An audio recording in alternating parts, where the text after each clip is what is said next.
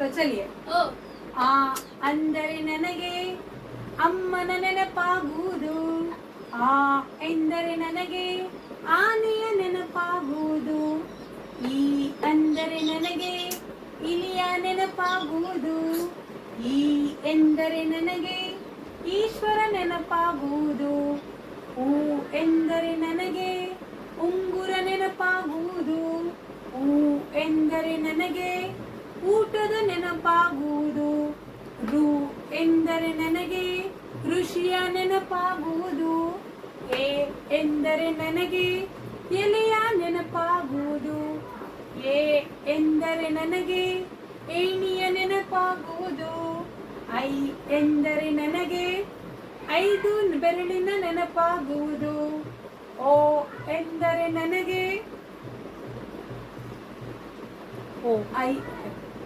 I ಎಂದರೆ ನನಗೆ 5 ಬೆರಳಿನ ನೆನಪಾಗುವುದು, ಓ ಎಂದರೆ ನನಗೆ ಒಂಟೆಯ ನೆನಪಾಗುವುದು, ಓ ಎಂದರೆ ನನಗೆ ಓದಿನ ನೆನಪಾಗುವುದು, ಔ ಎಂದರೆ ನನಗೆ ಔಷಧಿಯ ನೆನಪಾಗುವುದು, ಅಂ ಎಂದರೆ ನನಗೆ ಅಂಗಿಯ ನೆನಪಾಗುವುದು, ಆಹಾ ಎಂದರೆ ನನಗೆ ತುಂಬಾ खुशियाಗುವುದು।